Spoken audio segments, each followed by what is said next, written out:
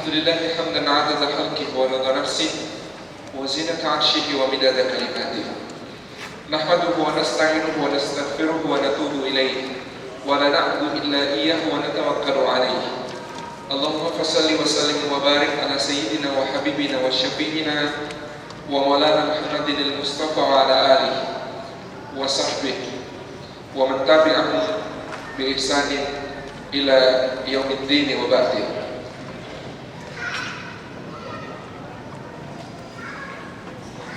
ثم أحييكم بتحية الإسلامية تحية طيبة مباركة تحية من عند الله تحية أهل الجنة. السلام عليكم ورحمة الله وبركاته. Puji syukur kehadirat Allah Subhanahu wa taala, mudah-mudahan setiap langkah yang kita tempuh menuju ke tempat ini menjadi pemudah jalan kita ke surga. Dan mudah-mudahan duduk kita semua menjadi taman di antara taman-taman surga. Dan mudah-mudahan kita kembali dengan bekal untuk menjadikan kehidupan kita surga sebelum surga. Yang kami hormati guru-guru yang mulia, Ustaz kami Andi Kurniawan yang telah memberikan ilmu kepada kita. Sungguh di antara kurang adab kami adalah datang terlambat untuk menyimak beliau. Mudah-mudahan satu kesempatan yang lain bisa lebih banyak diberikan ilmu oleh beliau. Yang kita hormati guru kita Kang Randy, kita doakan senantiasa semua yang diciptakan diwujudkan oleh Allah Subhanahu wa taala, termasuk beristri dua. Kalau tidak di dunia, insya Allah di surga. Jazakumullah anna khairan yang telah berepot-repot untuk mempersiapkan majelis ini, dipindahkan dari istiqomah menuju ukhuwah. Mudah-mudahan dua-duanya tetap senantiasa menjadi bekal kita untuk menghadap Allah. Istiqomah dalam taat menjadikan kita mudah-mudahan diambil dalam keadaan husnul khatimah. Dan ukhuwah insya Allah menjadikan kita menggapai sesuatu yang lebih tinggi daripada amal-amal pribadi. Semoga majelis ini ghasyiatul rahmah wa hafazatul malaikah wa nazalat alaihi sakinah wa dzakarahumullahu fi man indah. Dicurahi rahmat oleh Allah Subhanahu wa taala, dinaungi sayap-sayap malaikatnya, diturunkan sakinah ketentraman ke dalam hatinya. Hati yang jomblo dan galau belum dapat jodoh ditentramkan oleh Allah Subhanahu wa taala. Hadir majelis memperbesar peluang. Hati yang memiliki ganjalan tentang masa depan berupa apapun kesempitan dalam dunia, dalam rezeki, tentang hutang, tentang apapun juga, mudah-mudahan diberi ketentraman oleh Allah Subhanahu wa taala. Dan mudah-mudahan Allah menyebut-nyebut kita dengan bangga pada makhluk-makhluk mulia yang ada di sisinya. Ikhwani wa akhwati billahi rahimakumullah, kita pada kesempatan yang lalu sudah membahas 2 dari 7 yang seharusnya kita selesaikan dalam satu pertemuan. Mudah-mudahan hari ini kita bisa selesaikan kelima yang lain, tentang keutamaan mempelajari sirah Nabi sallallahu alaihi wasallam. Masuk pokok poin ketiga, memahami Al-Quranul Karim sejalan bagaimana ia turun. Yang sudah mendapatkan materi kertas, insyaallah menjadi panduan kita, karena di antara yang menjadi uslub dalam majelis jejak Nabi adalah memulai semua pembahasan dengan muntalaq kitabillah, dengan titik tolak pembahasan dari kitabullah, baik dari ayat yang menjadi sabab nuzul peristiwa maupun ayat yang turun beriringan dengan kejadian, maupun juga ayat yang bermunasabat dengan apa yang ada di dalam sirah nabawiyah. Yang ketiga, memahami Al-Quranul Karim sejalan bagaimana ia turun. Surah Al-Isra ayat yang ke-106, Allah katakan, A'udzu billahi minasyaitonir rajim. Wa Qur'anan faraqnahu litaqra'ahu 'alan nasi 'ala mukthir wa anzalnahu tanzila. Allah katakan wa Qur'anan, dan sebagai sebuah bacaan, faraqnahu, yang kami pisah-pisahkan, litaqra'ahu, supaya engkau wahai Muhammad bacakan ia, 'alan nasi, kepada manusia, 'ala mukthir, secara perlahan-lahan, wa nazzalnahu, dan kami turunkan ia tanzilan, dengan turun yang berangsur-angsur. Allah Subhanahu wa taala katakan, dan sebagai bacaan yang kami pisah-pisahkan ia, supaya engkau bacakan ia kepada manusia secara perlahan-lahan, dan kami turunkan ia berangsur-angsur, bagian demi bagian. Ayat ini, ikhwati fillah rahimakumullah, turun dalam rangka menjawab sebagian di antara orang-orang kafir Quraisy yang mengatakan, mengapakah Al-Quran itu tidak turun kepadanya dalam bentuk sebuah kitab yang menyatu. Allah Subhanahu wa taala menjadikan Al-Qur'anul Karim turun di dalam dua peristiwa besar. Kedua-duanya berada di bulan Ramadan di dalam setiap tahun perjalanan kita. Pertama, Al-Quran turun dari sisinya yang maha mulia di Lauhil Mahfuz ke langit dunia. Yang ini tidak perlu kita tambahkan. Perusahaan lingkungan dan juga perdana bagi penjajahan. Danon. Jadi sekarang ini agak terbuka. Maaf sebut merek. Kalau bisa memilih yang lain, pilih yang lain. Maklum, juru bicara sahabat Al-Aqsa. Dawatullah rahimakumullah, peristiwa pertama turunnya Al-Quran dari sisi Allah yang maha mulia ke langit dunia ada di dalam kejadian yang disebut sebagai Lailatul Qadar, malam kemuliaan. Inna anzalnahu fi Lailatul Qadar, maknanya diturunkan oleh Allah dari sisinya yang maha mulia ke langit dunia. Kejadiannya sebenarnya azali. Makna azali di luar waktu, terjadi sebelum ini juga kata yang rumit, karena sebelum kita berarti mengakui sudah ada waktu. Terjadi sebelum Allah menciptakan waktu. Agak susah dibayangkan. Sebelum ada waktu, Al-Quran turun dari sisi Allah ke langit dunia. Peristiwa ini azali, di luar waktu. Pertanyaannya, kejadiannya berapa kali? Sekali. Tetapi di luar waktu. Maka di dalam waktu yang namanya Lailatul Qadar oleh Allah dikaruniakan kepada kita sebagai sebuah kemuliaan dengan diulang setiap tahun. Kalau di teknik elektro dulu belajar ada transformasi. Di transformasi Z dan Laplace itu dosen saya mengajarkan satu tips sederhana. Kunci dalam transformasi adalah kalau di ranah waktu, kalau di ranah frekuensi, kalau sumbu X-nya F frekuensi kok dicuplik-cuplik, maka di ranah waktu dia diulang-ulang.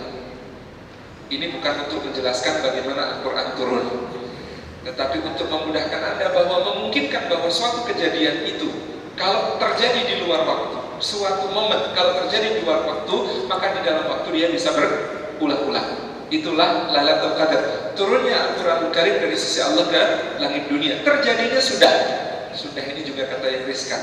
Karena apa? Sekali lagi dia azali, terjadi di luar waktu. Sama dengan penentuan takdir Anda, itu azali, terjadi di luar waktu. Maka kalau ada yang mengatakan sudah ditakdirkan, itu apa yang sudah terjadi. Kalau belum terjadi takdirnya apa, kita tidak pernah tahu. Sebab takdir itu dirumuskan oleh Allah Azza wa Jalla di luar waktu. Sudahlah, tidak usah berumit-rumit lama lebih. Intinya Quran turun pertama jumlah wahidatan dari sisi Allah ke langit dunia dalam Lailatul Qadar. Yang kedua, Quran turun dari langit dunia dibawa oleh Jibril alaihi salam kepada Muhammad sallallahu alaihi wasallam, dimulai pada satu malam di antara malam bulan Ramadan ketika Nabi sallallahu alaihi wasallam berada di Gua Hira untuk bertahammas, dan itu yang kita peringati setiap tahun sebagai malam nuzulul Quran. Jadi ada Lailatul Qadar, itu juga turunnya Al-Quran. Nuzulul Quran itu juga turunnya Al-Quran, yakni permulaan dari Al-Quran ketika kemudian dia dibawa oleh Jibril alaihissalam ke sisi Nabi sallallahu alaihi wasallam. Lalu kemudian Quran yang diturunkan dari langit dunia oleh Jibril kepada Muhammad sallallahu alaihi wasallam itu turun berangsur-angsur selama kurang lebih 22 tahun lebih sedikit, dan kemudian dia turun membersamai berbagai macam peristiwa yang dialami oleh Rasulullah SAW dan para sahabat. Maka kalau Anda memahami Al-Quranul Karim sejarah bagaimana ia turun, Bagi kita mempelajari sirah adalah sebuah keniscayaan. Kita akan belajar bagaimana Quran itu hidup, bergerak, menjadi sebuah wujud nyata dalam amal-amal sejati Rasulullah SAW dan para sahabatnya. Inilah yang saya maksud. Bagaimana kemudian kita memahami Al-Quran sejalan ketika ia turun. Al-Quran dan Al-Quran itu faraqnahu, kami pilah-pilah ia, pisah-pisah ia, bagi-bagi ia. Litaqra'ahu 'alan nasi, supaya engkau wahai Muhammad membacakan Al-Quran itu kepada manusia ala muksin, secara perlahan-lahan.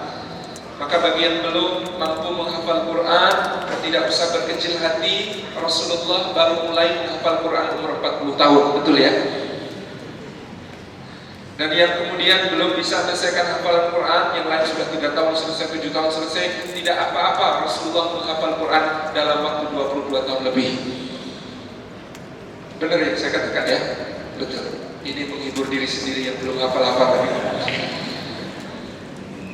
Tetapi inilah kemudian yang menjadi hakikat dari apa yang menjadi pelajaran-pelajaran penting dalam Al-Quran. Ketika Sayyidina Umar bin Khattab radhiyallahu anhu mengatakan, kami tidak beralih dari 10 ayat sebelum 10 ayat itu kami hafalkan ketika kemudian membaca Al-Quran. Jadi bagaimana selama 22 tahun tersambung antara langit dan bumi, setiap peristiwa oleh Allah Subhanahu wa taala dibimbing, diluruskan, dibetulkan, diberikan panduan, diberikan semangat, diberikan sebuah pemaknaan melalui Al-Quran Al-Karim. Maka ketika Ummu Aiman radhiyallahu anha dikunjungi oleh Abu Bakar dan Umar selepas wafat Rasulullah sallallahu alaihi wasallam, Ummu Aiman menangis. Kata Abu Bakar dan Umar, mengapa engkau menangis wahai Ummu Aiman? Sesungguhnya Rasulullah sallallahu alaihi wasallam berada di Rafiqul A'la, beliau tidak kurang suatu apa. Kata Ummu Aiman, aku tidak menangisi Rasulullah, yang aku tangisi adalah terputusnya bumi dengan langit setelah beliau wafat. Tidak ada lagi sekarang wahyu yang turun untuk membimbing hidup kita.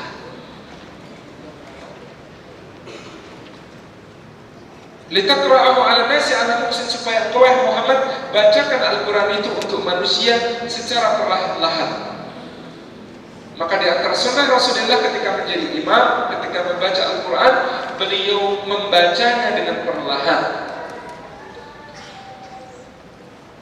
Anas bin Malik radhiyallahu anhu meriwayatkan bahwa Nabi ketika membaca Al-Quran, maka beliau membaca dengan memberi penekanan yang panjang pada akhirnya dan perlahan-lahan. Alhamdulillahi Rabbil Alamin, Ar-Rahmanir Rahim, Maliki Yaumiddin, dan seterusnya.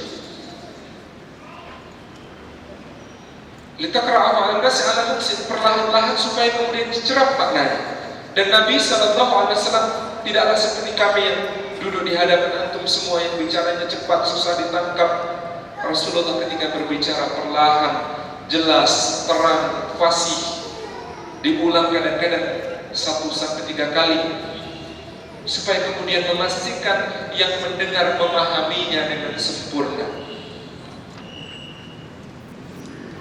Di antara para mufassir kemudian bertanya kepada Sayyidina Abdullah bin Abbas radhiyallahu anhu, apa maksudnya? Kenapa kemudian Allah mengatakan sa'i antara Safa dan Marwah, yang jelas bagian dari manasik itu tidak berdosa?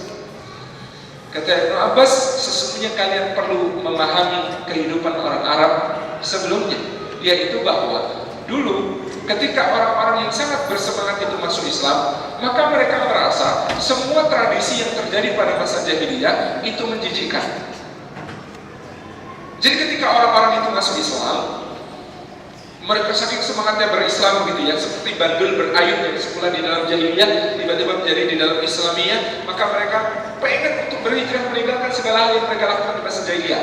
Sedangkan di masa jahiliyah mereka bersa'i antara Safa dan Marwah. Jadi mereka sa'i antara Safa dan Marwah di masa jahiliyah tanpa tahu maknanya, tanpa ngerti pemahamannya sa'i itu apa. Yang mereka tahu itu bagian dari ritual haji yang mereka warisi turun-temurun dari bapak-bapak mereka.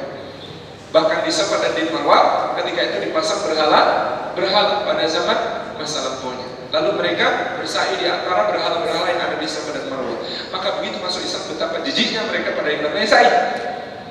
Para sahabat Rasulullah itu Lalu Allah turunkan ayat, sesungguhnya Safa dan Marwah itu bagian dari syiar-syiar Allah, bukan syiar-syiar jahiliyah.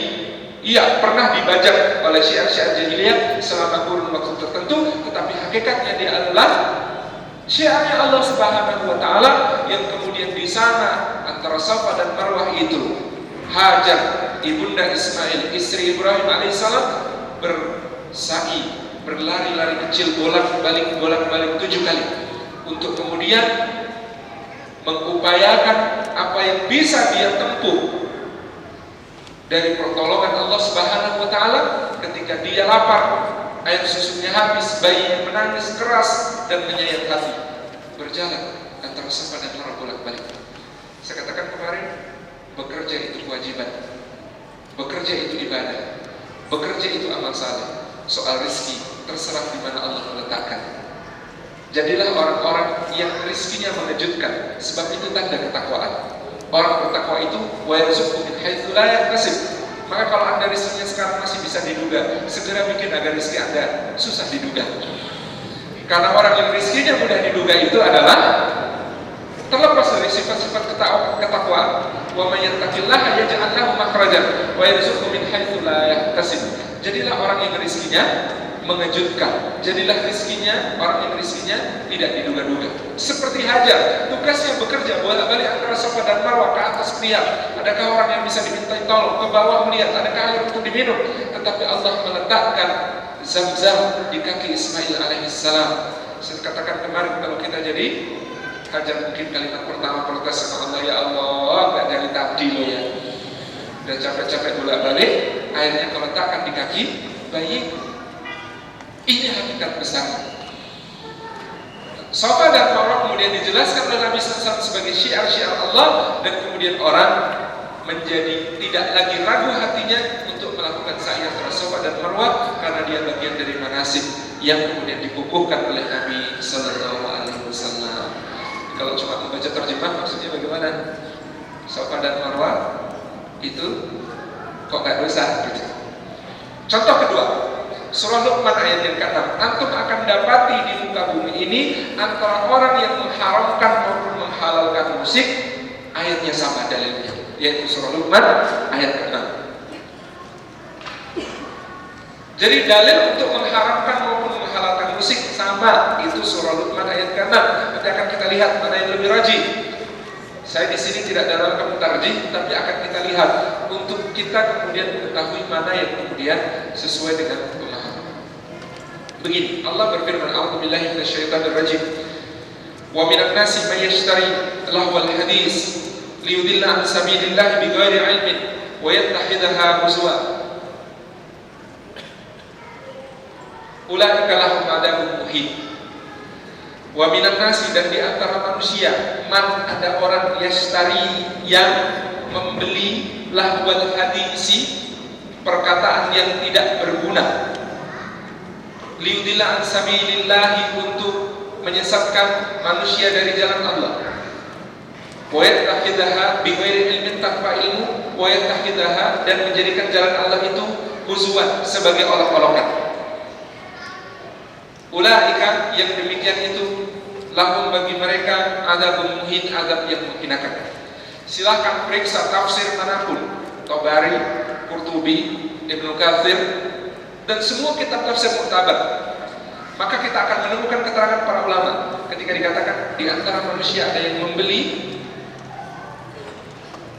perkataan tidak berguna untuk menyesatkan manusia dari jalan Allah dan menjadikan jalan Allah itu olok-olokan tanpa ilmu. Di setiap kitab tafsir tertulis riwayat dari Ibnu Mas'ud, juga bunyinya sama, dari Ibnu Abbas bunyinya sama, dari Ibnu Umar bunyinya sama. Nanti mengutip pendapat Ibnu Qayyim di dalam penjelasannya dalam Madarij Salikin bisa juga sama, yaitu lahul hadis adalah nyanyian. Kata Ibnu Umar begitu, lahul hadis adalah nyanyian. Kata Ibnu Abbas begitu, lahul hadis adalah nyanyian. Kata Ibnu Mas'ud juga begitu. Kalau kemudian hanya membaca tafsir, maka dengan serta-merta kita akan mengatakan haram hukumnya, karena pencelaan Allah terhadap lahul hadis yang berupa nyanyian itu amat keras di dalam ayat ini dengan kata-kata walahum wa ulaika lahum adzabun muhin. Yang demikian itu bagi mereka azab yang sangat menghinakan. Tapi mari melangkah sedikit masuk ke asbabun nuzul. Dalam Lubabun Nuqul fi Asbabin Nuzul, Imam Asy'uti membawakan riwayat. Pada masa awal Rasulullah berdakwah, terdapat seorang tokoh Quraisy namanya An-Nadhr bin Haris.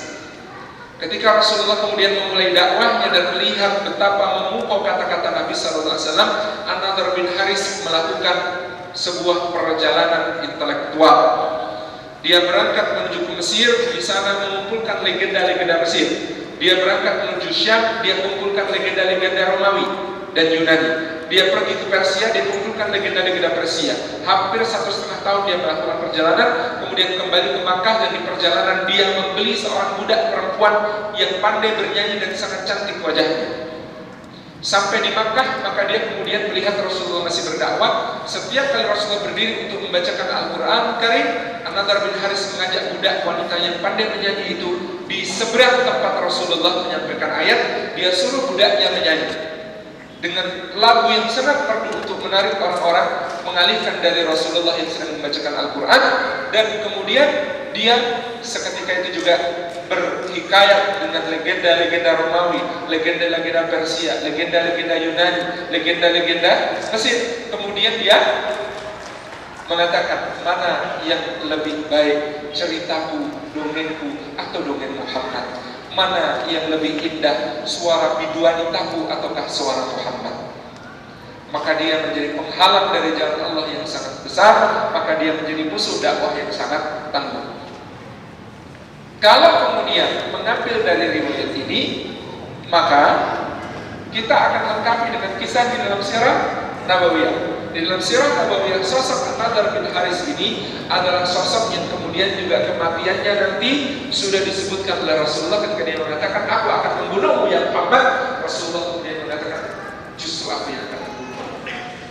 Lalu mereka berjumpa di Badar, dan kemudian Rasulullah hanya meletakkan tombaknya di pundak Nadhr bin Haris. Di pundak Nadhr bin Haris ini tombak itu melukai sedikit saja. Lalu kemudian dia seperti orang linglung lalu mati di perang Badar. Orang-orang mengatakan seandainya Muhammad cuma mengelus lehernya, niscaya Nadhr bin Haris juga mati. Karena seolah-olah kematiannya sudah ditetapkan sejak ketika Muhammad mengatakan justru aku yang akan membunuh. Kita nanti akan menjumpai cerita-cerita tentang kekejian An-Nadhr bin Haris kepada Nabi Sallallahu Alaihi Wasallam di dalam sirah. Lalu kita akan memahami ketika Allah mengatakan ulaika lahum adzabun muhin, bagi dia itu ada azab yang sangat pedih. Siapa? An-Nadhr bin Haris, seorang tokoh Quraisy yang sangat jahat. Nah, nanti dulu. Saya tadi mengatakan yang menghalalkan maupun mengharamkan musik ada di dalam ayat yang sama, hujjah istidlal dalilnya, yaitu surah Luqman ayat yang ke-6. Ketika kemudian lahul hadis itu dimaknai sebagai nyanyian. Kalau ditanya, saya tidak suka. Saya bukan penyuka berat, bukan pencinta musik, bukan. Tetapi menghalalkan dan mengharamkan itu perkara yang lebih besar daripada soal menikmati atau tidak menikmati, suka atau tidak suka. Maka kita dapat memahami kitab Al-Qum karya Imam Syafi'i itu hampir tidak ada kata halal atau kata haram. Adanya kata aku suka, tidak suka. Karena sangat hati-hatinya beliau takut jatuh kepada menghalalkan dan mengharamkan yang merupakan hak mutlak dari pembuat syariat hanya Allah Subhanahu wa taala. Takut para ulama itu ketika nanti di akhirat berhadapan dengan Allah, ketika Allah menggugat mereka, mengapa engkau haramkan sedangkan aku tidak mengharamkan, mengapa engkau halalkan sedangkan aku tidak menghalalkan. Jadi begini, kalau kita kemudian mengambil hukum bahwa musik itu haram, kita punya sahabat-sahabat utama yang ada di barisan itu, Ibnu Mas'ud, Ibnu Umar, Ibnu Abbas, mereka semuanya tidak menyukai musik dan menerjemahkan lahul hadis ini sebagai nyanyian, membuat mereka juga sama sekali bukan penikmat musik. Tetapi kalau kemudian lahul hadis yang dimaknai nyanyian itu keharamannya dipersyaratkan dengan ilah, yaitu lilillah an sabilillah bighairi ilm, wa yattakhidha huzwa, musik yang membuat manusia tersesat berpaling dari jalan Allah dan membuat manusia mengolok-olok jalan Allah. Jadi dua syaratnya itu. Kemudian dia haram,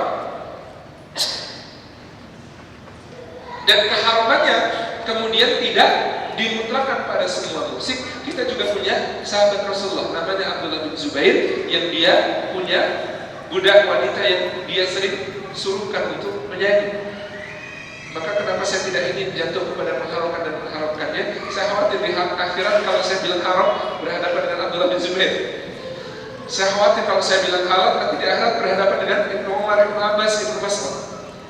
Kehati-hatian lebih memungkinkan di sini untuk kemudian tidak memberati diri kita, mentakalluf diri kita, memaksakan diri kita pada pembahasan hukumnya. Ini soal suka tidak suka sajalah, tidak usah soal hukumnya apa.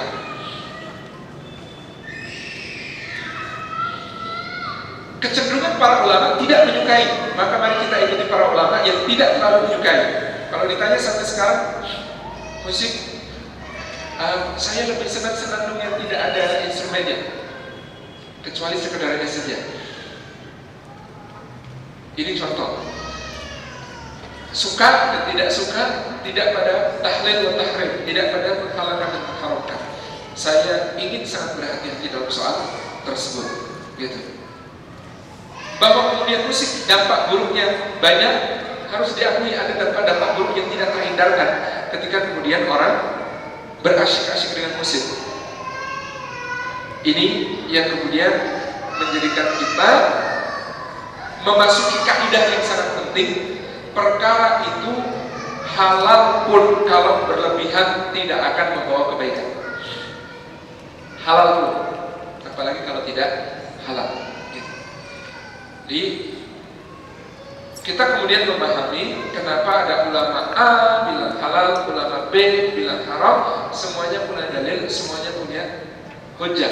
Dan hujjah para ulama yang tidak mengharamkannya kecuali dengan syarat-syarat tertentu, seperti Syekh Wahbah Az-Zuhaili, Dr. Yusuf Al-Qaradawi, Abu Zahra, kemudian juga para ulama di luar Saudi Arabia, setahu saya, yang kemudian tidak sampai pada mengharamkan kecuali dipersyaratkan keharamannya itu, karena beliau-beliau juga punya hujah tentang seperti apa keadaan. Ulama-ulama Saudi yang kemudian mengharamkan, saya kira juga kemudian merujuk pada perkara-perkara yang memang ini perkara yang tidak disukai ulama dulu.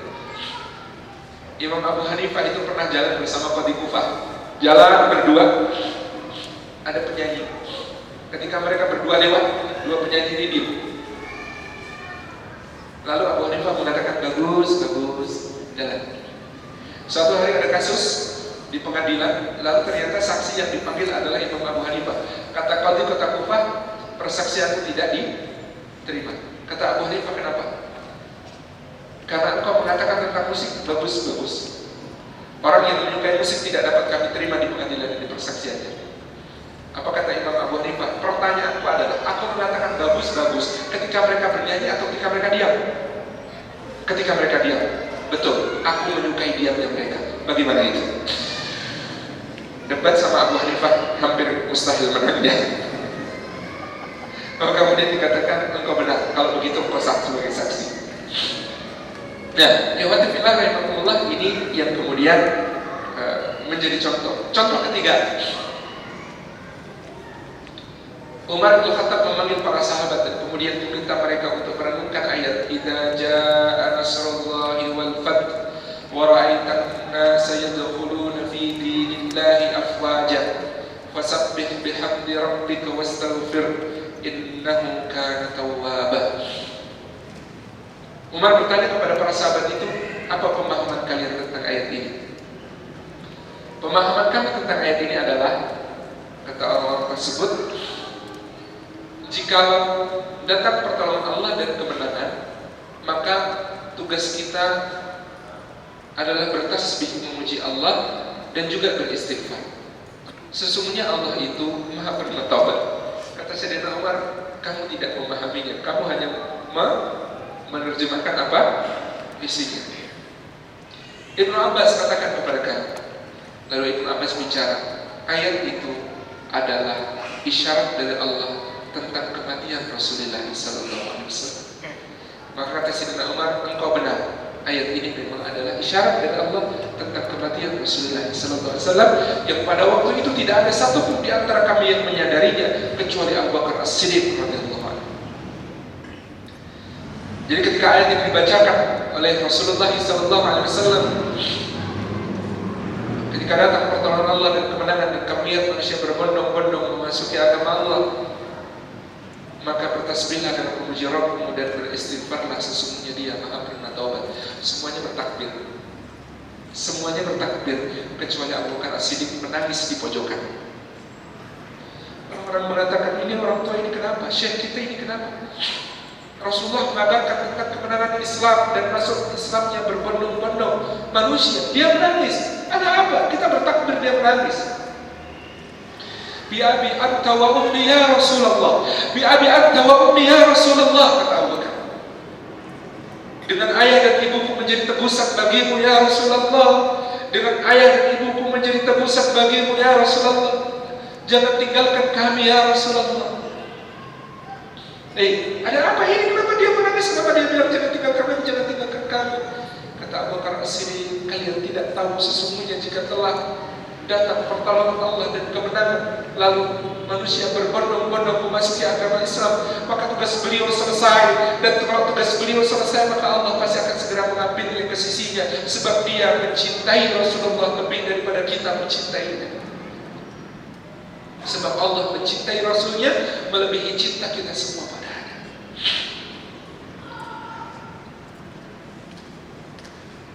Di Madinah lagi-lagi Rasulullah berkhutbah dan kemudian mengatakan, seorang hamba Allah diberi pilihan untuk menjadi nabi dan raja atau kembali ke Rafiqul A'la, maka dia memilih untuk kembali ke Rafiqul A'la. Semua diam tenang-tenang aja kecuali Abu Bakar yang menangis terseduh-seduh.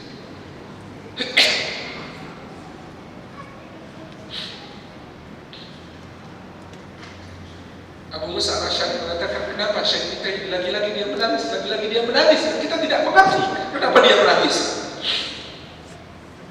Rasulullah sedang bercerita tentang seorang hamba yang diberi tawaran untuk tetap menjadi nabi dan raja, ataukah kembali ke Rafiqul A'la, dan kemudian dia memilih kembali ke Rafiqul A'la. Bakar mengatakan, tidak tahukah kalian orang itu adalah beliau? Tidak tahukah kalian orang itu adalah beliau? Dan kemudian Rasulullah benar-benar wafat. Ketika Rasulullah benar-benar wafat, kita tahu ketika semua orang terguncang, ketika semua orang syok, ketika semua orang kemudian nyaris seperti tidak sadarkan diri, berada dalam keadaan sadar dan tidak sadar, baru sadar saja. Umar bin Khattab mencabut pedangnya, membiak kesana kemari, menceracau tidak jelas, dan mengatakan, siapa yang mengatakan Rasulullah wafat, kemarilah kupotong lehernya, kupotong lidahnya. Kemarilah siapa yang mengatakan Rasulullah wafat, akan kupotong kaki dan tangannya secara menyilang. Semua kacau. Hanya Abu Bakar As-Siddiq yang siap dengan kenyataan itu, karena dia sudah bersedih dan menghabiskan sedihnya ketika isyarat itu datang.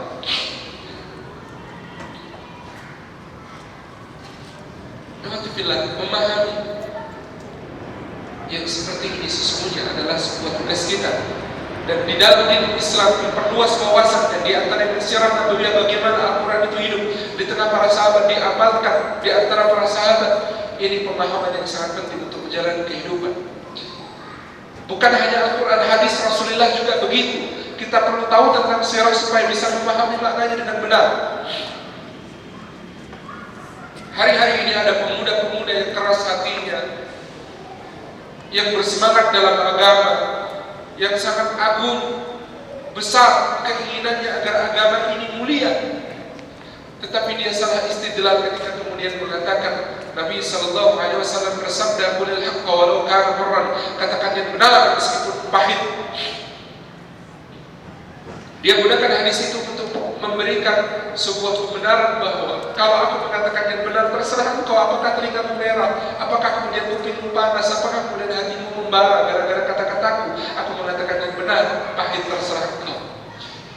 Qulil haqqa walau kana murran, katakan yang benar meskipun pahit, seakan-akan menjadi pembenaran untuk itu tanpa dia membaca sirah, karena dalam keterangan sirah hadis ini lebih lengkap. Hadis ini panjang ceritanya. Ceritanya seorang yang kemudian berdagang menghadap Nabi SAW. Kata dia, celaka aku ya Rasulullah, binasa aku ya Rasulullah. Rasulullah bertanya, kenapa kau binasa, kenapa kau celaka? Kata orang itu, aku sudah membeli barang sekian harganya, banyak yang dipesan, sampelnya bagus, contohnya bagus. Begitu kubayar tulis semuanya, barangnya datang, orangnya pergi entah kemana. Lalu kubuka barangnya, ternyata semuanya cacat, semuanya rusak. Maka bagaimana aku ya Rasulullah? Apakah aku diperbolehkan untuk menyembunyikan cacat aib barang ini? Sebagaimana aku telah tertipu, dengan demikian aku minimal balik modal saja, tidak perlu rugi. Ataukah aku harus jujur dengan membuka aib barang ini, menjelaskan kepada semua customerku bahwa barangnya cacat, rusak, aib, dan dengan begitu aku akan rugi besar ya Rasulullah, bahkan nyaris bangkrut. Maka Rasulullah bersabda kepadanya, qulil haqqa wa la takzib, katakan yang benar meskipun pahit.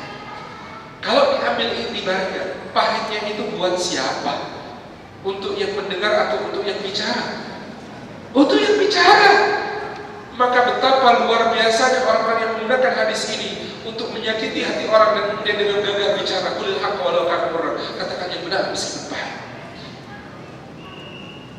Rasulullah mengajarkan pedagang ini untuk bicara yang benar meskipun pahit, meskipun rugi besar, meskipun nyaris bangkrut. Sebab seorang pedagang yang jujur, ketika dia jujur maka masalahnya menjadi masa lalu. Sedangkan kalau dia dusta, masalahnya menjadi masa depannya. Seorang pedagang yang jujur, jika dia kemudian mau jujur, maka ruginya rugi sekarang. Besok-besok orang akan percaya dia itu barang jelek aja diomongin. Omongannya tentang barang jelek benar, apalagi kalau dia omong barangnya bagus, pasti benar. Lalu masa depannya sebagai seorang pedagang akan makin masyhur, makin dikenal, makin tahu orang dia pedagang jujur. Dan Rasulullah mengatakan, aku dan pedagang yang jujur seperti ini. Saya itu ketika kemudian membaca hadis ini cemburu kepada para pedagang. Kok hadisnya aku dan pedagang yang jujur seperti ini, tapi begitu saya lihat kenyataan tentang para pedagang, saya maklum kalau dikatakan oleh Rasulullah begitu. Sebab pedagang yang jujur memang langka sekali. Aku dan pedagang yang jujur seperti ini di dalam surga. Allahu Akbar. Jadi kalau telah memahami hadis kadang-kadang memerlukan bagi kita. Hadis ini riwayat Abu Dzar Al-Ghifari, At-Tirmidzi, Abu Dawud, Ibnu Majah, Ahmad meriwayatkannya dalam kitab-kitab mereka. Tetapi yang lengkap ternyata keterangannya adalah Sahih Ibnu Khuzaimah, di mana kemudian cerita ini awali dari cerita tentang seorang pedagang yang datang itu. Allah. Sirah ini penting untuk menjadi pemahaman. Terakhir saya ambilkan contoh bagaimana hukum fikih dipahami juga dari sirah. Ini kisah pertemuan Imam Ahmad rahimahullahu ta'ala dengan Imam Asy-Syafi'i rahimahullah ta'ala.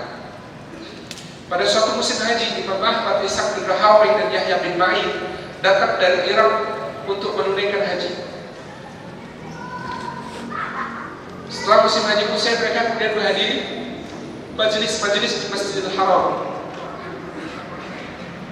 Majelis yang besar di antaranya adalah majelis Sufyan bin Uyainah, seorang tokoh sepuh ahli hadis yang meriwayatkan hadis-hadis Hijaz kepada para muridnya. Duduklah di situ Yahya dan Ishaq. Lalu mereka mencari di mana Ahmad bin Hanbal, di mana Ahmad bin Hanbal, kenapa tidak di sini? Lalu keduanya mencari Imam Ahmad, dicari-cari ketemu. Imam Ahmad sedang duduk tekun di sebuah majelis yang paling besar di Masjidil Haram, tapi paling tidak meyakinkan. Kenapa? Yang isi majelis masih muda. Kata Yahya dan Ishaq, ada apa kau di sini? Kau tinggalkan majelis Sufyan bin Uyainah yang sangat berharga hadis-hadisnya hanya demi pemuda yang macam ini yang kemudian duduk di depan kita, yang umurnya tidak ada bedanya dengan kita. Kata Imam Ahmad,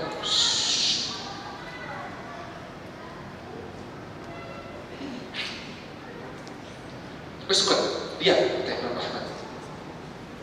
Kalau kita kehilangan hadis dengan sanad Ali, kalau kita kehilangan hadis Sufyan bin Uyainah dengan sanad langsung dari sumbernya, kita masih bisa dapatkan hadisnya dari murid-muridnya. Walakin idza fataka hadzal rajul, tetapi kalau engkau kehilangan pemuda ini, engkau tidak akan mendapati yang seperti dia selama-lamanya. Kata Yahya sama Ishaq, masa? Coba saja duduk. Lalu mereka duduk, dengerin isinya majelis Imam Syafi'i. Qala Allah, qala Rasulullah sallallahu alaihi wasallam fa hadzal ma'na fa hadzal lafzi am urida bihil khusus wa hadzal makna kada wa kada kada wa kada. Semuanya dijelaskan dengan begitu gamblangnya. Quran ada sabab nuzulnya, ada tafsirnya, ada pemaknaannya, ada pemahamannya, ada istinbat hukumnya. Semuanya ditindak. Kata yang ada di situ, kata yang iya ya, kok beda ya? Kita di majelis Sufyan cuma dapat hadatsana fulan, qala hadatsana fulan, qala hadatsana fulan. Lah ini qala Allah, qala Rasulullah, kemudian dijelaskan maknanya. Sudah aku bilang kata Imam Ahmad, kalau kalian kehilangan pemuda ini, kalian tidak akan mendapat yang seperti dia seumur hidup kalian. Yahya bin Ma'in itu spesialisasi ilmunya jarh wa ta'dil. Apa itu jarh wa ta'dil? Ilmu untuk mengkualifikasi perawi hadis layak atau tidak diterima ilmunya, layak atau tidak diterima hadisnya. Maka lalu di jarh wa ta'dilnya langsung keluar. Kita uji dulu orang ini. Kita uji dulu pemuda ini. Apa yang mau kau lakukan? Kata Ahmad bin Hanbal, duduklah. Aku akan tanyakan kepadanya hadis Rasulullah SAW, biarkanlah burung dalam sarangnya. Apa yang kau lakukan dengan hadis itu? Kata Imam Ahmad. Karena beliau sendiri merasa belum bisa memahami hadis itu.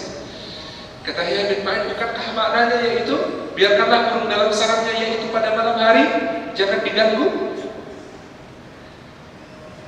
Kata Imam Ahmad, itu kan takwilku. Iya, itu takwilku, aku belajar darimu, kata Yahya bin Ma'in. Sudahlah, terserah gitu. Akhirnya kemudian Ishaq mengatakan, aku yang paling tua, aku yang tanya, hai pemuda Quraisy, pemuda Bani Muthalib. Iya, wahai ahli hadis yang orang Khurasan, apa yang bisa kubantu?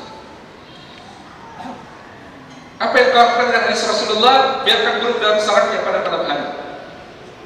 Bukankah sahabat kalian Ahmad bin Hanbal di Irak mengatakan, biarkanlah burung dalam sarangnya, yaitu pada malam hari, jangan diganggu. Iya, menurut dia begitu, tapi menurutmu bagaimana? Kata Imam Syafi'i, jika kau berkenan, duduklah, akan kubacakan hadis itu dan syarahnya. Aku mendapati hadis itu dari Sufyan bin Uyainah, guruku. Ketika itu beliau mengajarkan, membacakan hadis itu untukku, dan aku ketika itu berusia 12 tahun. Aku belajar kepadanya dan menyimak hadis-hadisnya. Dia membaca hadis itu kepada kami, lalu aku bertanya, maafkan aku menyela wahai guru, tolong jelaskan maknanya kepada kami, agar kami tidak bersalah paham tentang sabda Nabi ini. Ketika mendengar kata-kata Sufyan bin Uyainah, gemetaran seperti burung terkena badai, menggigil berkeringat dingin, pucat pasi dan beristighfar berulang kali. Sufyan bin Uyainah mengatakan, Astagfirullahaladzim, Astagfirullahaladzim, ya Allah, ampuni hambamu ini yang membacakan hadis Rasulullah kepada umatnya, tetapi dia sendiri tidak memahaminya sama sekali. Ya Allah, ampuni hambamu ini, aku tidak paham, ya Allah, apa itu maknanya, biarkan burung dalam sarangnya, ya Allah. Lalu kemudian setelah itu dia memandang dan mengatakan, engkau seorang dari Bani Muthalib, dari keluarga Rasulullah SAW, majulah kepada kami, engkau lebih memahami perkataan Rasulullah daripada kami. Dia bicara sama dengan dalam lahjah yang sama, lahjah Quraisy, Al-Hashimi, Al-Muthalibi. Datanglah kepada kami, terangkan kepada kami. Lalu kata Imam Syafi'i, Sufyan bin Uyainah mendudukkanku di sampingnya dan kemudian mempersilahkan aku untuk bicara.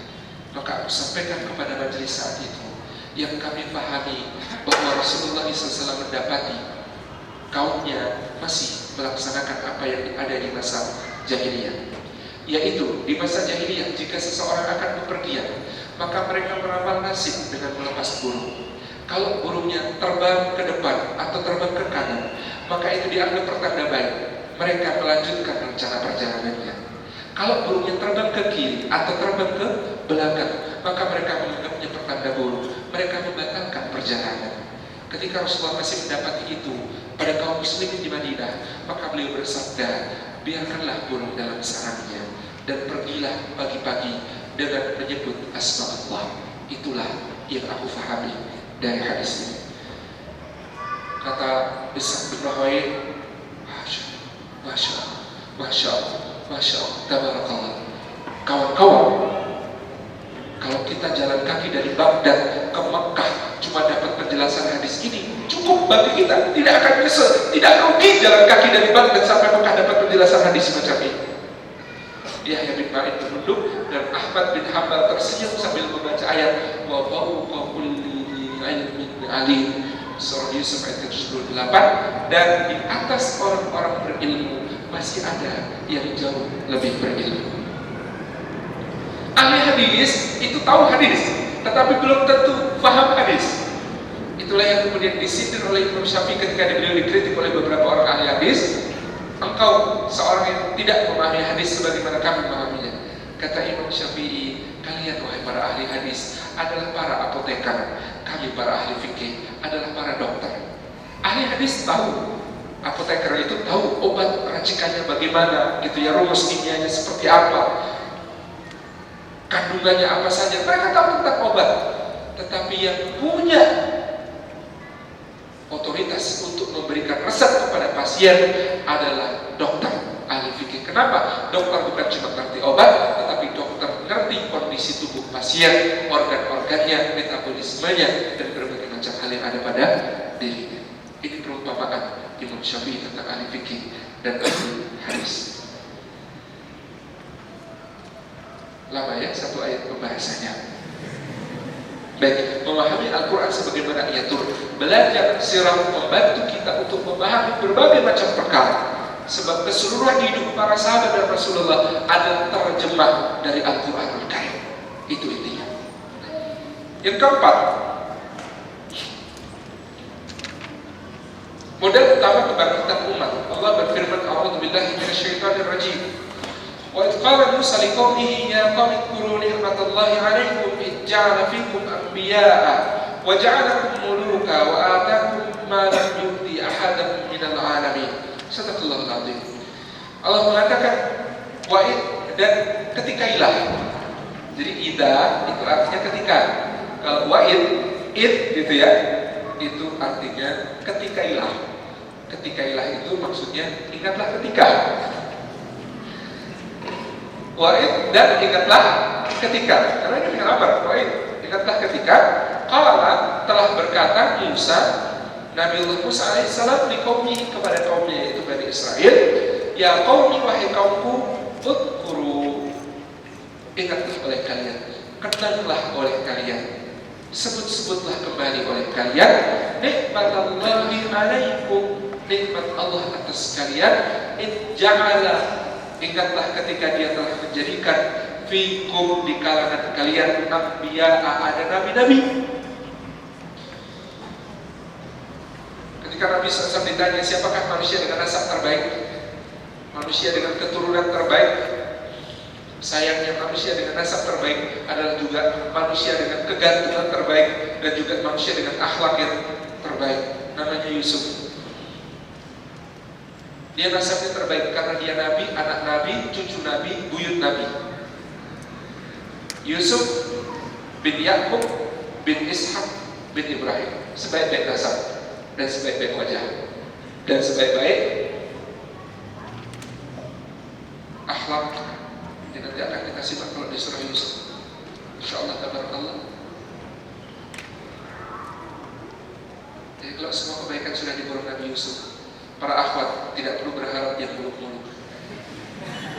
Ikhwan yang pada hari di majelis jejak Nabi ini cukuplah kira-kira begitu.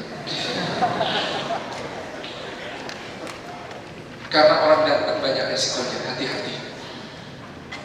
Jadi kalau kita ingat Yusuf, ingatnya cuma gantengnya, padahal ganteng banyak resikonya. Ganteng itu resiko pertama di saya, orang tua. Resiko kedua masuk sumur. Resiko ketiga dari ganteng ditolong tapi ternyata dijual sebagai budak. Resiko keempat ganteng dibudain sama majikan. Selamat tidak ganteng dibudain sama majikan? Kalau majikannya kayak Imro'atul Aziz itu, oknum istri pejabat.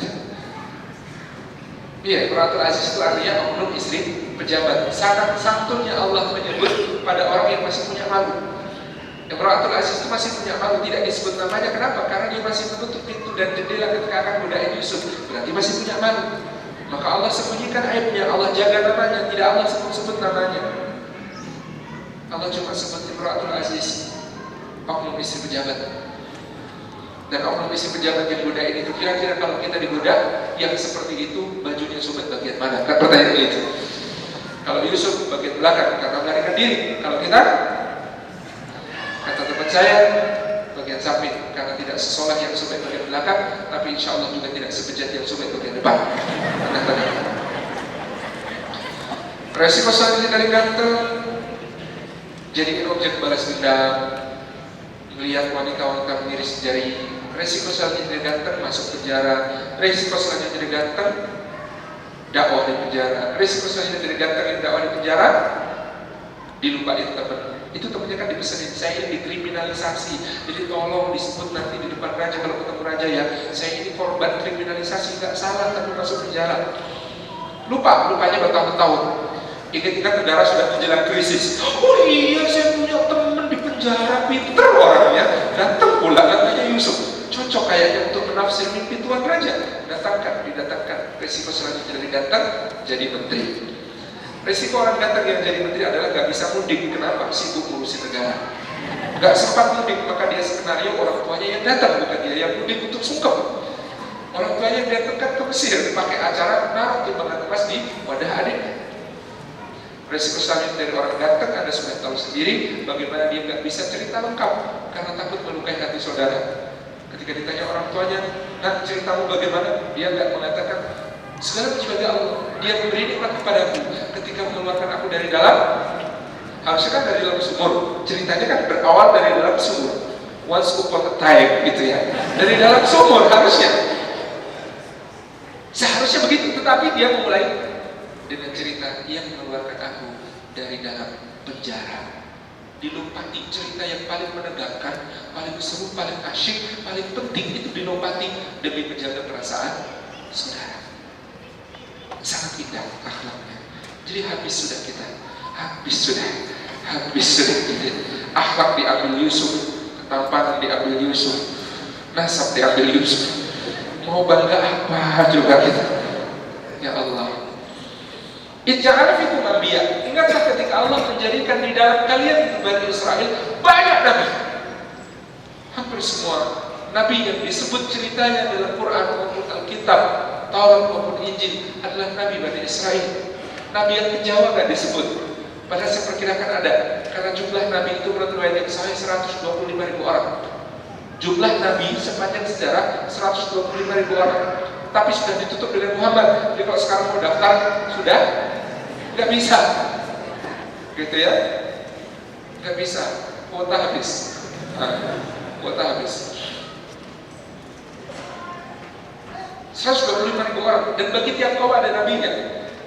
Kira-kira asalnya Indonesia tidak ada asli. Kita di semua kan pendatang ya. Yang asli Indonesia kan kita kan besar itu. Jadi kita ini kaum yang campur-campur. Ada Cina-nya, ada India-nya, ada dari Arabnya, dan macam-macam gitu ya. Kita ini campur-campur. Tidak ada orang bilang, mari kita kedepankan Islam yang pribumi, Islam yang local wisdom. Local wisdom kita apa ya? Agak susah merumuskannya gitu ya. Semuanya kita ini adalah bangsa yang pandai belajar. Bangsa Indonesia ini bangsa yang pandai belajar. Dan saya membayangkan betapa agungnya para dai yang datang ke Jawa untuk menyebarkan Islam, yang amalnya sangat dahsyat, merubah sebuah imperium yang jaya hanya kurang dari 1 abad, convert semua menjadi muslim. Itu saya belum ketemu zaman-zaman ini ada orang yang dakwahnya seberat itu. Sebuah negara imperium jaya berakidah Hindu Buddha, tiba-tiba convert semuanya dalam 100 tahun berubah menjadi muslim semua. Gak ada yang berprestasi itu dari zaman sekarang. Gak ada sama sekali. Maka Anda bayangkan kesulitannya ketika datang pertama ke sini. Huruf Arab itu dengan huruf Jawa yang kompatibel cuma 13 huruf. Huruf Arab itu 28 ya, huruf hijaiyah. Itu yang kompatibel dengan Hono Coroko itu cuma 13. Maka Anda bayangkan betapa susahnya para ulama kita awal itu untuk mengenalkan Al-Quran. Baca Quran makanya ditolerir. Ada yang kemudian membaca do gitu ya. Saya itu masih di Jogokaren ada imam yang bacanya walaqad yayanna, walaqad zayyana gitu. Za itu susah bagi sebagian orang Jawa. Mengucapkannya walaqad yayanna gitu. Betapa tidak kompatibelnya. huruf Arab itu dengan huruf Jawa, apalagi pelafalannya. Makanya kemudian ada berbagai macam lagu yang dikreasi. Ada lagu uslub-uslub batnak ya. Sudah pernah mendengarkan lagu uslub-uslub batnak yang orang Jawa seharusnya sudah pernah tahu? Uslub-uslub batok. Uslub-uslub batnak, batnuka la ilaha illallah. Itu jadi bahasa Jawanya uslub-uslub batok, batok lo. Coba kan ya. Tapi itu memang mengenalkan tauhid, uslub-uslub batnak. Jalankan, tepuhkan jiwamu, batinmu. Batnuka la ilaha illallah, batinmu itu harus berisi la ilaha illallah. Si Romo menyang Solo, dulu kan begitu. Siruma yasilu, berjalanlah maka kau akan sampai. Oleh payung motor. La ilaha illallah, fayamut. La ilaha illallah, maka kemudian sesudah itu mati. Kalau sudah la ilaha illallah kemudian mati, husnul khatimah, selesai. Thamir qarina fatruk bagha. Jadi smart dari Petruk bagha kita jam itu. Thamir berbuahlah senantiasa, qarina engkau akan banyak teman. Fatruk maka tinggalkanlah bagian perbuatan jahat. Sangat indah. Ini luar biasa bagaimana mereka berjuang untuk berdakwah. Saya kadang-kadang sakit hati kalau ada orang yang kemudian merendahkan kerja-kerja besar orang-orang yang awal-awal berdakwah di Jawa ini. Memang tidak ada riwayat sahih tentang mereka, tapi keberadaan mereka itu real, ada. Bahkan terekam dalam Kopra Ferrara, seorang misionaris Italia yang kemudian mencatat bagaimana, seorang Jesuit dari Italia yang kemudian mencatat bagaimana kerja para wali-wali di Indonesia, sebagian terekam dengan jelas di sana. Jadi ini penting untuk kita pelajari kembali bagaimana mengkonvert sebuah imperium Mahajaya dengan Hindu-Buddha sebagai akidahnya bernama Majapahit menjadi kemudian semuanya konvert menjadi Muslim. Kalau kita nggak belajar itu, kita masih susah untuk menaklukkan Indonesia itu untuk kemudian lebih dekat lagi kepada Allah dan Rasulnya Sallallahu Alaihi Wasallam. Waja'alakum. Begitu sampai di Brazil. Saya adalah perwakilan Asosiasi Tembakau Amerika Serikat. Kalau kalian menjual tembakau ini kepada saya, jaminan agar tembakau kalian laku, karena hari ini pasar dunia tembakau sedang lesu, apalagi datang tembakau dari negara-negara tropis yang harganya lebih murah. Terpilih juga dijual. Jadi dia pulang dengan 3 kapal penuh tembakau. Gelandangan ini pulang dengan 3 kapal penuh tembakau. Dan dia kemudian membangun industri galangan kapalnya sendiri sesudah itu. Itu juga inspiratif, tetapi biasa gak ada apa-apanya dibandingkan cerita tentang Bilal, gak ada apa-apanya daripada tentang Abdurrahman bin Auf, gak ada apa-apanya dibandingkan tentang Sa'ad bin Abi Waqqas, gak ada apa-apanya dibanding cerita tentang Umar bin Khattab, gak ada apa-apanya daripada cerita tentang Abu Ubaidah bin Al-Jarrah yang 3 giginya disebut 3 giginya mendahului ke surga. Gara-garanya apa? Di perang Uhud ketika 3 cincin besi masuk ke pelipis Rasulullah, Abu Ubaidah tidak tega mencabutnya dengan tangan, dia cabut dengan gigi. Ceklek patah giginya, ceklek patah giginya, ceklek patah giginya. Jadi Abu Ubaidah bin Al-Jarrah itu ompong 3. Dan sahabat-sahabat mengatakan ini orang yang giginya sudah mendahului ke surga. Gak ada apa-apanya dibandingkan cerita bagaimana Abu Dujana itu kayak landak. Kenapa kayak landak? Karena di perang Uhud dia memeluk Rasulullah dan kemudian anak panah berterbangan kena di punggungnya. Dia itu kayak landak gitu kan. Gak ada apa-apanya dibandingkan cerita Talha bin Ubaidillah ketika kemudian mengunjungi Rasulullah SAW dan kemudian 2 jarinya hilang, tempurung lututnya lepas, dan kemudian 70 luka mengalirkan darah. Itu masih sempat-sempatnya berdoa, Ya Rabbi khud bidami hadal yawm hatta, ya Allah ambil darahku hari ini sampai keluar itu. Gak ada apa-apanya dibandingkan bagaimana Abu Bakar As-Siddiq memberikan seluruh hartanya fi sabilillah. Kemudian Rasulullah bertanya, apa yang kau tinggalkan untuk keluarga? Banyak ya Rasulullah. Banyak itu berapa? Aku tinggalkan untuk mereka Allah dan Rasul.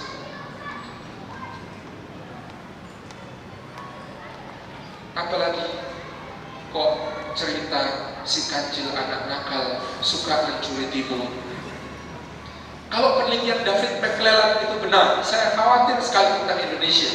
David McClellan pernah meneliti di 40 negara secara longitudinal, penelitian yang sangat panjang, dan dia menemukan kesimpulan Etos sebuah bangsa itu sudah dibentuk sejak cerita-cerita yang hidup pada masa kanak-kanak dari yang beredar di kalangan bocah-bocah generasi mereka.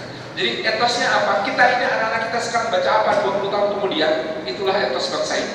Apa yang kita baca waktu kecil, itulah etos kita hari ini. Si kecil anak nakal, suka mencuri timun. Etos korupsi itu sudah dibentuk sejak kecil. Si kancil anak nakal suka mencuri timun. Dan si kancil yang anak nakal suka mencuri timun itu pandai pura-pura menipu orang supaya bisa lolos dari jeratan, pura-pura sakit, berobat ke Singapura. Udah dari dulu diajarin sama si kancil anak nakal yang suka mencuri timun, dan kemudian pura-pura sakit, pura-pura mati, pura-pura apa gitu. Sudah ada ajaran. Dan si kancil yang anak nakal suka mencuri timun itu tetap pahlawan. Dia nolongin temennya, dia membantu kawannya, ini itu membela yang lemah. Maka seolah-olah korupsi itu sah, halal kalau kemudian asalkan tetap bisa lepas dari jerat hukum dan saling tolong menolong dengan orang lain. Itu sudah dibangun sejak awal. Kawan saya pendongeng Kak Bimo mengatakan jangan-jangan etos pornografi di Indonesia itu juga sudah dibangun sejak kita kecil. Kita diceritain, kalau di Jawa ada cerita tentang Nawang Wulan dan Joko Tarub ngintip bidadari mandi. Sudah diajarkan sejak kecil kepada anak-anak kita. Subhanallah gitu ya. Ngintip bidadari mandi, ambil pakaiannya, sudah diajarkan sejak kecil. Subhanallah. Alangkah kemudian rusaknya kalau itu yang menjadi etos dari sebuah bangsa. Kita perlu etos Sa'ad bin Abi Waqqas, kita perlu Abdurrahman bin Auf, kita perlu Abu Bakar As-Siddiq, Umar bin Khattab, Ali bin Abi Thalib. Kita ceritakan semua cerita itu agar setiap anak kita itu mengidentifikasi, saya ini mirip siapa. Ada yang akan mengidentifikasi, saya mirip Abu Bakar, lembut, santun, baik hati, dermawan, lalu dia akan menggenapkannya dengan keteguhan. Saya ini mirip Umar, keras, tegas, kenceng gitu. Lalu dia akan menggenapinya dengan kasih sayang, mudahnya menangis melihat penderitaan rakyat dan seterusnya. Saya ini milik Utsman, pemalu tapi dermawan gitu ya. Pemalunya dalam bentuk aku malu kalau Madinah ini paceklik sementara untukku banyak, maka aku sedekahkan 700 unta beserta seluruh muatannya. Aku malu kalau aku minum air sejuk sementara Madinah harus beli air ke sumur rumah, maka dia beli sumur rumah, dia wakafkan. Aku malu kalau bisa berangkat berjihad sementara banyak sahabat lain tidak berangkat, maka dalam perang Tabuk Utsman membiayai 3.000 orang untuk berangkat berjihad. Malu yang begitu yang produktif. Yang suka bercanda, gak apa-apa. Sayyidina Ali juga pandai bercanda, pandai berkelakar. Makan kurma, taruh bijinya di depan Nabi. Makan kurma bareng-bareng, taruh bijinya di depan Nabi. Akhir-akhir tanya, ya Rasulullah, apakah kau makan sebanyak itu? Dan Rasulullah tidak kalah lucu, beliau jawab, ya Ali, apakah kau makan sekalian dengan bijinya?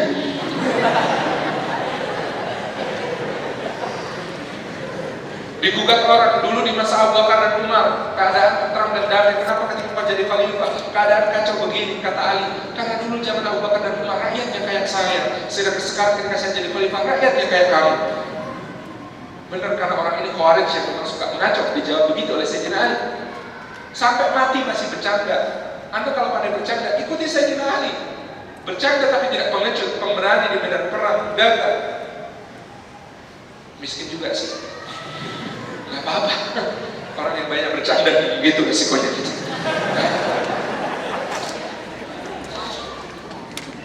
Miskin-miskin lezat gitu ya, hidup yang zuhud, nikmat yang bersama beliau. Memang didesain untuk tidak boleh kaya kan. Kalau kira-kira Sayyidina Ali kaya juga, itu kita gak repot menyontok siapa. Jadi Khadijah sama Muhammad kaya, lalu makin berkurang hartanya karena dakwah. Jadi saya khawatir kalau karena berdakwah jadi makin kaya itu agak berbeda dengan jalan Rasulullah dan Khadijah. Karena Rasulullah dan Khadijah itu kaya, makin lama makin berdakwah hartanya makin menipis untuk dakwah. Nah, kemudian yang lain ada model wanita-wanita mulia, itu ada Maryam yang tidak punya suami. Maka saya katakan kepada akhwat, gak penting punya suami apa enggak. Sebentar, kalau suka sampai di sini bisa disalahpahami. Maksud saya yang lebih penting bagi Anda, soal jodoh sudah ditulis dalam Lauhul Mahfuz, namanya fulan untuk jodoh Anda. Insya Allah akan pertemukan. Tapi nggak penting punya suami atau enggak, karena suami Anda tidak menentukan mulia atau tidaknya Anda di sisi Allah. Wanita yang mulia dalam Quran itu satu nggak punya suami, yang satu suaminya paling jahat sepanjang zaman. Satu namanya Maryam, nggak ada ceritanya suami Maryam siapa, nggak mempengaruhi kemuliaan di sisi Allah. Yang satu namanya Asia, suaminya malah Fir'aun. Mau ya suami kayak Fir'aun? Jangan berdoa ya Allah karuniakan aku suami kayak Fir'aun itu. Di Mesir ada sih sekarang gitu ya, yang agak mirip-mirip gitu. Tapi kemudian yang penting bukan itunya, yang penting apakah kita seperti Maryam, seperti Asia, itu yang jauh lebih utama. Jadi ini cerita-cerita ini harusnya kita hidupkan, kita besarkan di tengah-tengah kita untuk membangkitkan kita semuanya. Biarkan semuanya mengidentifikasi dirinya. Saya mirip Umar, saya mirip Abdurrahman bin Auf, saya mirip, tapi jangan semua dipaksa mirip Abdurrahman bin Auf gitu. Memang ada yang tipikal kayak Bilal, Abu Dhar, itu juga ada. Jadi nggak usah kemudian memaksakan diri. Saya juga merasa pengen kayak Kang Randy, kayak Pak Andy gitu ya, bergerak di bidang ekonomi macam-macam. Tapi saya itu kalau pegang uang, kemarin nyoba jualan kan, akhirnya semua saya sama istri ternyata bakatnya sama, nggak bakat jualan tapi bakat bagi-bagi, alhamdulillah. Jadi ada orang yang senang, harganya berapa sekian, saya ambil dulu, boleh nggak? Oh ya silakan. Hari berikutnya kemudian kepikiran, mati nanti cuma makan hati. Biasanya lebih tidak enak yang punya utang daripada yang punya utang itu. Pikiran gitu. Kemudian besoknya Afan yang kemarin itu saya jadikan hadiah buat aku, nggak usah dibikin, nggak usah dibayar ya. Semuanya jadi begitu. Jadi kemarin itu menjelang Ramadan istri saya minta modal karena berapa juta gitu untuk jualan baju-baju gitu. Akhirnya menjelang Idul Fitri semua alhamdulillah sudah habis, dibagi-bagi, nggak ada yang kembali modal. Jadi memang nggak bakatnya gitu, nggak bakatnya jualan, nggak bakatnya muyul orang-orang masing-masing gitu ya, muyul kecenderungan masing-masing. Jadi kayak kalau ada diundang panitia besar, mohon berkenan ini bukunya nanti kita jualkan. Saya nggak jualan buku, kalau membawakan insya Allah nanti saya perusahakan semuanya dengan penerbit, tapi saya nggak jualan, mohon maaf gitu. Muyul orang masing-masing gitu ya, jangan memaksakan diri. Tapi dagang itu kebaikan. Saya juga mencoba untuk dagang, sekecil-kecilnya apa, tetap mencoba untuk dagang. Saya punya rumah makan juga lebih banyak saya pakai untuk traktir orang daripada menghasilkan laba. Alhamdulillah saya senang aja gitu ya. Di Jogja ada dekat UIN itu adanya bebek Wongso Rejo, saya dengan seorang kawan patungan bikin rumah makan gitu. Tapi alhamdulillah lebih banyak untuk traktir teman daripada yang belanja gitu. Itu berarti memang goblok bisnisnya, nggak mau belajar atau gimana, masih perlu muhasabah terus-menerus. Modal utama kebangkitan, cerita-cerita itu bangkitkan terus menjadi sebuah kebaikan besar. Lanjut kelima ya, sarana peneguh hati. Wa kullan naqussu 'alaika min anba'ir rusul ma nuthabbitu bihi fu'adak wa ja'a fi hadhihi al-haqqu wa maw'izatu wa dhikra lil mu'minin. Sadaqallahul 'azim. Wa kullan, dan masing-masing para nabi itu naqussu, kami mengisahkan, menceritakan, 'alaika, kepadamu wahai Muhammad, min amba'ir rusul, dari cerita tentang para rasul, dari cerita tentang para rasul, ma nuthabbitu bihi fu'adak, apa-apa yang dengannya kami hendak mengokohkan hatimu. Waja'aka, dan telah datang kepadamu fi hadhihi, di dalam Al-Quran ini, al-haqqu, kebenaran, wa mau'izatun, dan juga nasihat-nasihat, wa dzikra, dan pengingat-pengingat, lil mu'minin, bagi orang-orang yang beriman. Wa kullan, dan setiap cerita itu naqussu, kami kisahkan, 'alaika, kepadamu, min amba'ir rusul, dari berita-berita tentang para rasul, ma nuthabbitu bihi fu'adak, apa yang akan meneguhkan hatimu dengannya. Kawan-kawan dirahmati Allah, cerita tentang para rasul itu cerita yang meneguhkan hati Rasulullah, juga meneguhkan hati kita umatnya. Dan cerita tentang Rasulullah adalah cerita untuk meneguhkan hati kita. kekuatan terbesar yang diberikan oleh Al-Quran Karim kepada umat ini ketika akan mengubahnya adalah bahwa Al-Quran ini, kata Sa'id bin Jubair rahimahullah ta'ala, terdiri dari 6.000 ayat kisah, 600 ayat tanda kebesaran Allah, 60 ayat pedoman praktis muamalah, dan 6 ayat hudud, aturan hukum. Gurunda Edi, mohon maaf, bahannya Gurunda Edi di dalam Al-Quran cuma 60 ayat muamalah ya, cuma 60. Bahan saya 6.000 Gurunda. Cerita itu ada 6.000 ayat.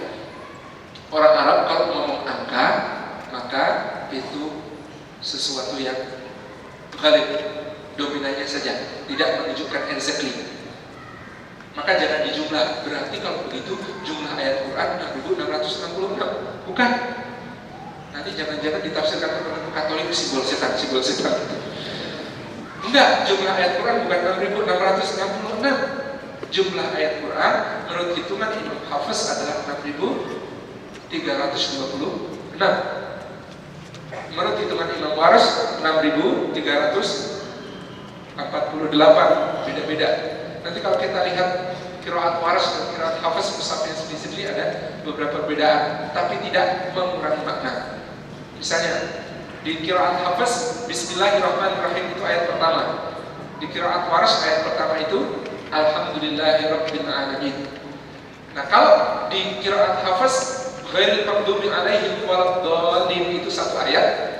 Di qiraat Waras ghairil maghdubi alaihim satu ayat, waladdallin satu ayat. Jadi sendiri-sendiri. Ini contoh perbedaan yang tidak mengubah apa yang akan kita ambil. Nah, Al-Quran ini 6.000 kisah untuk apa? Manusabbitu bihi fu'adak, untuk Allah Subhanahu wa taala meneguhkan hati Nabi. Saya pernah cerita bagaimana Nabi tidak teguh hatinya ketika beliau 11 tahun berdakwah, merasa kering, merasa betapa beratnya, merasa pengikut tidak bertambah, merasa siksa-siksa dan Quraisy semakin dahsyat menghebat, luar biasa. 11 tahun rasanya betapa kemudian semakin tidak ada prospek dalam dakwahnya. Maka berat baginya 11 tahun itu. Lalu Allah turunkan untuk beliau sallallahu alaihi wasallam surah Nuh. Di surah Nuh itu ada curhatnya Nuh alaihi salam. Rabbi inni da'awtu qaumi lailan wa naharan. Ya Allah, aku ini menyeru mendakwai kaumku siang dan malam dengan berbagai macam cara. Aku dekati satu-satu atau dalam kumpulan, sembunyi-sembunyi maupun terang-terangan. Aku coba berbagai macam metode ini dan itu. Terus-menerus. Berapa lama Nuh berdakwah? Diangkat jadi Nabi umur 450, mengakhiri tugas Nabi hanya umur 950. 500 tahun berdakwah. Maka ketika kemudian Nabi SAW yang berdakwah 11 tahun diberi surah Nuh oleh Allah, itu rasanya nyesek, rasanya jelek, rasanya dua gitu. Karena ya Allah, 11 tahun lalu kau berikan kepadaku surah Nuh, mengatakan Nuh berdakwah 500 tahun. Allahu Akbar, Allahu Akbar, Allahu Akbar. Bagaimana aku kemudian akan menyerah sementara apa yang dilakukan belum ada apa-apa yang dibandingkan yang dilakukan oleh Nuh alaihissalam. Anda bercermin kepada setiap tokoh dalam Quran terus-menerus. Itu yang dilakukan Rasulullah. Maka Nabi itu kalau disakiti selalu mengatakan, menyebut nama Nabi yang paling sering disebut namanya dalam Quran. Rahimallahu akhi Musa faqad udhiya ashadda min hadha. Semoga Allah menyayangi saudara Musa, dia itu disakiti lebih parah daripada aku. Yang jadi ketua LDK, yang jadi penanggung jawab dakwah, yang jadi kemudian pengurus berbagai macam DKM, takbir, macam-macam. Banyak-banyaklah baca kisah Musa, karena Musa adalah ketua LDK yang nasibnya paling tragis sepanjang sejarah. Nama lembaga dakwahnya lembaga dakwah Bani Israel. Bani Israel kan ditunjuk oleh Allah sebagai lembaga dakwah untuk alam semesta, tapi mereka gagal segagal-gagalnya. Bukan karena pemimpinnya kurang baik, tetapi karena anak buahnya memang super brengsek. Coba bayangkan ada kumpulan lembaga, ini lembaga dakwah, ketua LDK-nya namanya Musa, sudah tahu ditolong sama Allah, itu ya, dikejar Firaun, bilang, "Inna putraku, kesusul Musa, balik aja deh, nyerah lagi sama Firaun, jadi budak gak apa-apa." Kata Musa, "Kalau tidak, di belakang lautan sampai ke seberang dengan selamat." Mereka melihat bagaimana keajaiban-keajaiban agung itu. Lautan Tertutup kembali, Fir'aun ditenggelamkan, musuhnya hancur. Tapi lihat berhala kata mereka, Musa, kok mereka sesembahannya bagus ya dari berhala ya? Kita kok nggak punya, tolong bikinkan satu. Kata Musa, berlaku kau minta jahalun, gedeg-gedeg, saya nggak ngerti lagi ngomong apa. Udah diselamatin sama Allah, lihat kemaha besaran Allah, dikasih rezeki sama Allah, turun dari langit mana dan salwa, kasih kita berhala pula. Masih juga ngomong, ya Musa, lantas berdoalah kawan wahid. Ya Musa, kalau makanannya cuma satu kami tidak sabar, tolong berdoalah kamu untuk kami kepada Tuhan. Fad'u lana rabbaka, fad'u, berdoalah kami, lana untuk kami, rabbaka kepadamu. Jadi kalau kita simak semua kalimat Bani Israil dalam Al-Quran, kita bertanya-tanya, berimannya kapan imam? Fad'u, berdoalah kamu, lana untuk kami.